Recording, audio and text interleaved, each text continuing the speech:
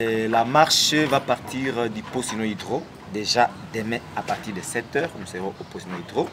Et on va monter à passer par Takenga jusqu'à Rwanda, où on va déposer le premier mémorandum à l'armée, à laquelle nous allons nous adresser en disant allez-y, nous vous soutenons, nous sommes derrière vous, allez combattre tous ces agresseurs, tous ces ennemis qui nous menacent, nous, la population congolaise de cette partie.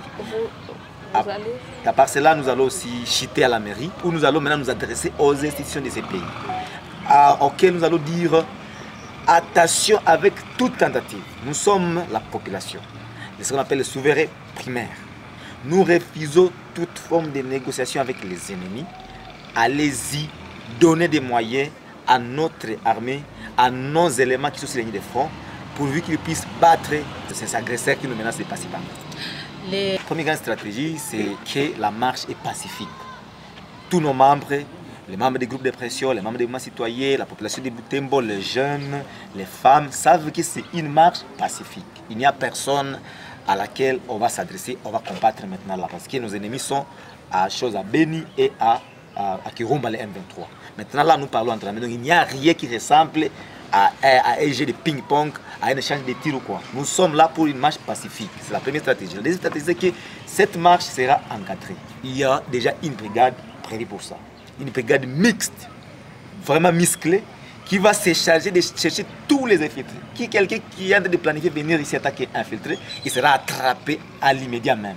Et il va sentir sur lui-même. Parce que nous voulons créer une bonne jeunesse. Une jeunesse consciente qui sait quoi elle est en train de faire. Ça, ce sont les deux stratégies que nous allons faire pour lutter contre toute insécurité qui va venir dans notre manifestation. La population sait que c'est aussi demain une journée de deuil national. Parce que c'est une date qui marque le début des massacres dans notre zone.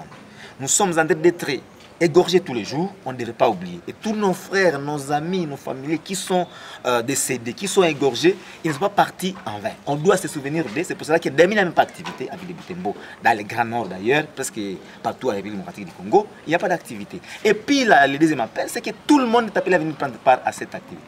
Ça n'exclut personne, sauf les enfants bien sûr. Tout le monde conscient et qui connaît ce qui se passe dans notre pays, nous sommes en train de souffrir, est appelé à venir prendre part à cette manifestation pourvu que nous puissions gagner. Cette RDC forte, dynamique, grand, puisse se mettre debout et démontrer sa grandeur. Il n'y a pas d'école.